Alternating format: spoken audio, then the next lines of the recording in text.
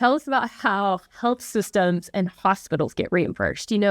I just went through a family event where very close family member just had some neurosurgery, ICU time, craziness, and very, very expensive. I knew that, but I had no idea. We had no idea until the bills start coming in what we're going to pay. Tell us how that works, and how the average layperson can have a little bit more knowledge and insight into how to advocate for themselves and their family members. Wow. So, how to advocate for yourself and, for family members. I actually would love if, there were resources available to every single patient. And by resources, I don't mean, a case manager or a team member coming in and having, 30 patients that are inpatients. That's their responsibility, and they check in with them for 10 minutes a day. Really, in a hospital stay, there's so much that happens in a 24-hour period. You have multiple, professionals come into the room. It could be nursing, it could be nurse aides, it could be physical trainers, physical therapists, excuse me. It could be physical therapists, occupational therapists, speech therapists. It could be multiple different specialists, hospitalists. And so as you're navigating through that, having an advocate or resource to help when you're clearly not in your best state, you're lying in a hospital bed, you're not at your best. I don't care if you're even there for an elective surgery. You're worried, you're stressed, there's lots going on.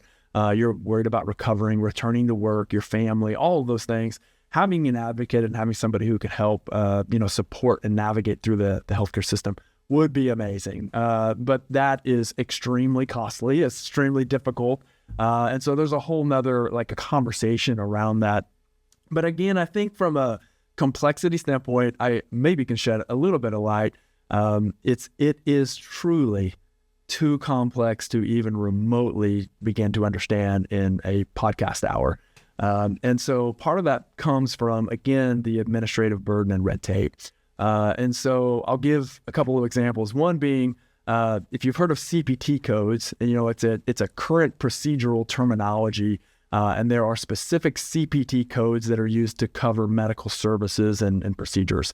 There's over 10,000 of them. Whoa. So when you are trying to navigate, there's no way you as a patient can have any understanding or expectation as to what CPT codes are going to be involved in my care. So are these things that the nurses or the providers are putting in your chart for payment? What are where do these codes go? Well, so you have physicians, nurses documenting care, and this is an inpatient or outpatient setting. The CPTs are really used more in outpatient, and I'll talk about the inpatient in just a minute.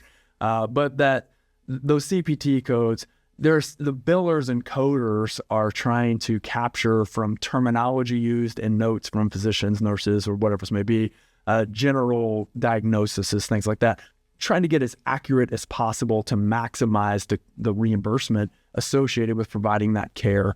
But if you do not choose the correct CPT code out of the 10,000, then you might not get reimbursed at the level that you could have. Or maybe you've overcoded, associated with that, and there could be penalties associated with that. And so again, it's an enormous amount of red tape, and I don't want to go too much into that. But again, how are they related? Well, then in the hospital setting, there's something called the diagnostic related group, and that's really more of what the bulk of hospital inpatient billing would be. And I think may surprise some people to know this, but again, you can Google it, take a look, see what your research may show. But there are 750 plus diagnostic related groups, or DRGs. So still a large, complex number, not as daunting as the 10,000 I gave for the CPT codes. But still, what it does is it groups together your care. So if you say, I'm going to the hospital, I'm admitted for pneumonia. So there is a negotiated DRG rate that is allocated as reimbursement for that visit.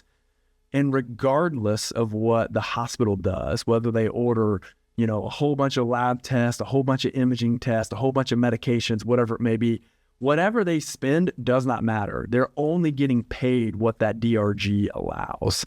And so unless you add an additional DRG, additional, symptoms or diagnosis, whatever it may be, then you're saying, I'm going to get this flat fee DRG per day or per visit. So from a hospital administrator's point of view, when you're looking at, what's costing you versus what you're bringing in, that's what you're saying. Now, from the patient perspective, they don't know any of this. Well, probably not. I mean, I wouldn't expect that they would have the opportunity, to really dive into that. And so again, it gets 750 or more codes. And so CMS pays a fixed amount for that, and then the insurers really follow it. And so for a hospital, you're more profitable if you can expend less resources and less testing associated with that visit, and then you might make a profit.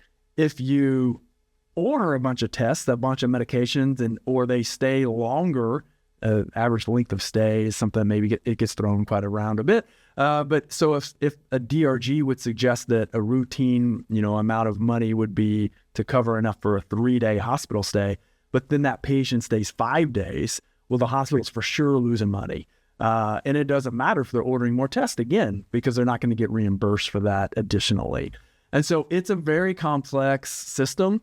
Where it goes to that next level is balancing risk. And so again, I had a conversation with somebody just today, and it was about balancing that risk. So you come in and you've got, I'll give a perfect example. You come in and you've had a head injury. Well, they can check you, for symptoms, and then send you home. Well, if you then the next day have a cranial bleed or die, then they're really going to wish that they had done a CT scan or MRI of your brain. Obviously.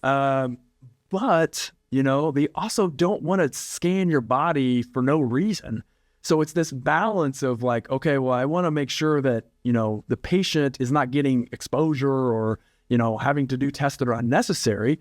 But also, I don't want to send this patient home without knowing for sure that there's no damage to the brain. Sure. And so on the patient side, they turn around and get a $10,000 bill or $100,000 bill. Who knows what it could be? And so there's this balance of customer expectation, the facility, and then the risk. And so it's kind of those deals where I don't blame the patient for being upset when they get a big bill. I also don't blame the hospital for doing the scan, because they want to make sure that you're okay and that there's not something major wrong. And so it's the balance of that becomes incredibly difficult. And so again, the CPT codes, the DRGs, and the previously mentioned RVUs, the relative value units, all of those things are intertwined because hospitals often employ the physicians or providers. And so the work value and the reimbursement is all kind of interconnected. And so as I look at those things, again, the patients never were going to be able to have that level of understanding, but that's the system and structure that the healthcare providers are operating in. So I say that just to kind of lend a little bit more insight, as in, it's not that your doctor doesn't care or that they're ordering too many tests or that they're trying to run up a bill or whatever. There's good, there's bad, whatever else may be, but the structure and system in place is so complex and so difficult that, again, there's not an easy button solution that makes it just really simple for people to understand. So, we have this structure where they're trying to balance people getting well, doing preventative things, but yet not too much. It's hard personalized medicine, especially in the hospital setting. Yeah, so personalizing, again, and I felt like this at times. Again, I worked with unbelievable healthcare heroes. True heroes, exceptional people who are so caring and compassionate and loving and provide that unbelievable personal experience as well as expertise. Life-changing. To help people in their health journey. The challenge again is the quantity in the system and the structure. When you're seeing trying to operate in that. Yeah, when you're seeing 250 patients in a 24-hour period in an emergency department, it's really difficult to have incredibly personalized, care. When there's a hospital full of 500 inpatients and 70 of them have pneumonia, it's really difficult to say, I'm going to spend an hour and a half today with this patient and really find out why his pneumonia is different than the other similar aged pneumonia patient. who probably has multiple other complex factors. So the systems and structures are put into place with protocols to try and treat pneumonia overall, and there's slight variation that occurs in that, but the protocols exist to try to have some efficiencies, and economies of scale. And not waste money. And not waste money, and not over-test, and not go off with some wild plan for one person, that may do more harm. And so there's the balance of that is, again, it's too complex. And so the other thing I feel like it's worth telling a little bit of a story that would explain the complexity is, let's use a real life example. Say someone comes into the emergency department with an acute pain in their belly. They don't know what it is. It turns out they need to have their appendix has ruptured and they've got to do a surgical intervention.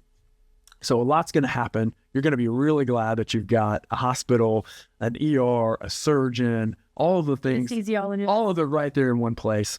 Terrific that we have that ability to care for that person. It saves that person's life. Absolutely. The challenge then is when that patient is sent home and is grateful for their care, and then 90 days later starts looking at their bills. Okay. And so I think it's worth kind of explaining this because a lot of people are like, what, how, why? I went to one hospital. Why do I not have one bill? Why do I not have everything associated that I can clearly understand all in one bill? It was just one patient visit. I was only there for a day or two. Why am I getting bills from 6, 7 different people? And how do I know how much to pay? Where's my insurance coming in? The reason for that is there's segments that occur within even a health system or hospital. So you show up to the ER and it starts with, that those ER physicians may be a group of physicians that have contracted with the hospital to deliver care, but they're not really employed by the hospital. So you're going to get a bill when it's done from the ER physician group. Then you go get X-ray imaging or CT or whatever it may be, MRI. Well, there's going to be a radiology group who's contracted with the hospital who might be reading it in Texas, and you're going to get a bill from that radiology group. Then you're going to have labs drawn, and the lab is not owned by the hospital. It's a Quest, it's another group, whoever it may be. You're going to get a bill from Quest. Then you might get a bill from the pathologist who reads that. And so I'm working down the train here. Well, then you go to surgery. Well, the anesthesiology group might be a separate group as well. Next thing you know, you're getting 6, 7. You might even have a hospitalist who's working for you, be an independent physician who's not employed by the hospital. Then you're getting a bill for the physician who is caring for you in the hospital. You could quickly get to 7, 8, 10 different groups of bills. Well, whoever files first with their insurance, they're trying as quickly as possible so that if they can maximize that reimbursement, it's incredibly complex. And so even with integrated health, like electronic health records, EMRs, electronic medical records, even with that, the billing systems and those individual groups, it's just so complex. So it's difficult to navigate. It's not the physician's fault. It's not the nurse's fault. It's not the hospital's fault. There's a lot of things that go into that. And so again, it's that structure. It's the system. It's all the things that complicate it, ultimately leaving the patient frustrated. But I promise you the providers are just as frustrated with that complex nature. So you've explained a little bit about the bills, but on the administrative side, I've heard you talk about what a hospital actually collects on a dollar. Yeah, blew my mind. Yeah, it's a great question. And again, verifiable, go Google and take a look if you'd like to. But you see these massive bills that are associated with, services. I can promise you, no one's getting paid anywhere near those amounts that are well, done. Using your appendectomy, sure. Emergency appendectomy example, we're giving the same level of care, obviously, to whoever it is that walks in that door. You, the hospital, has no idea what kind of payer they are, what kind of insurance they may or may not have. Oh, yeah, absolutely. So, especially when you come into an ER setting, your job is to evaluate and at a minimum stabilize and treat. And so they shouldn't even ask you whether you have insurance or what type of insurance you have until you're in that stabilized state. And so again, it's not that insurance is a driving factor in that. It's really more of, it's the after the fact is what I'm talking about. And so you get that bill in the mail and you're like, oh my gosh, I just got $100,000 bill for my, emergency appendectomy. And you notice, well, okay, I have insurance. Well, insurance only paid, $4,000. What happened to the other $96,000? That's a little bit of an extreme example, but it truly is almost that dramatic. And I'll share, even like from a statistical standpoint, it could be anywhere from only 25% or less. So if a hospital bills, $100 million in a year for all of their services and their revenue, their actual collected number could be in that 20 to 25%. So 25 million or less of actual services. The rest of that 75 million or 75% is what is called a negotiated discount with insurance. Or again, Medicare is only going to be paying you that diagnostic related group price anyways. So it doesn't matter if you charge $50,000 for a hospital stay. If Medicare is only going to pay you $3,000, then you're automatically writing off $47,000. So why do they even do that? There was a system in place, and there's still a very small number that they do pay as a percentage of charges. So there's incentive to get your charges high, that you have the opportunity to collect even just a little bit more, because just like any business, if you can collect 1% more, 2% more, 3% more, when you're talking about a quantity of the number of patients cared for in a year, it's a big deal. And so what I see is these charges raised as high as absolutely possible, with the hope that they can collect, as much as possible. But the understanding is that almost immediately there's going to be negotiated discounts with insurers or even with private pay. You come in and you're like, man, I've got to get an MRI. My back is just giving me all this pain. Talk to the hospital first. Say, hey, I don't have insurance. What's your cash-based price? Most times that cash-based price is going to be significantly lower than the price that they would bill if you went through your insurance. Now, if you have insurance, that's a whole nother conversation. I'm not advising you of how to navigate that, because if you pay cash for it, you can't use that towards your deductible. But if you don't have insurance, you should always ask, what is the opportunity for me to pay cash up front, rather than you just processing this and then send me the bill and I get this enormous bill. And truly, it could be as high as a 70 to 80% discount in some cases. Each hospital is different, policies are different, so that's not, an advice number, but routinely, again, the full, actual collected dollar for every dollar that is billed could be in that 20 to 25% range for a hospital, and the rest of it is truly what we just call a write-off or discount from revenue. Or drives rate. Or drives higher prices for everybody else. Sure. Yeah. So that's part of the thing, part of the system that, is complicated, complex. I say broken. But so from a Salt Health perspective, what we are doing, we are trying to offer a better level of care, a more personalized level of care, and a preventative root cause medicine, so that hopefully the goal is to keep you out of the hospital, to keep, the catastrophic specialist, heart attack, or in some cases cancers. If we can do some preventative things beforehand to keep the more expensive things down later on down the line, and also not just expense, it's expense to your mental, emotional, family, work life. I mean, it's so much more than just finances. And then also, part of the reason I wanted to have this conversation is because these are great tools. Just as an overall conversation, it gets me excited because I love talking about these things, because I feel like as the average person not in healthcare, I didn't know these things. And the more we are equipped, the more tools that we can have as consumers, we can help drive changes, and we can help advocate. We can advocate in the marketplace with our dollars, but we can also advocate with our representatives, our senators. We can make calls. We can be part of coalitions. We can just be part of the conversation of, hey, let's make healthcare better. Let's not continue this trend of, comorbidities that are literally killing our families. And as a mom, that's pretty important to me.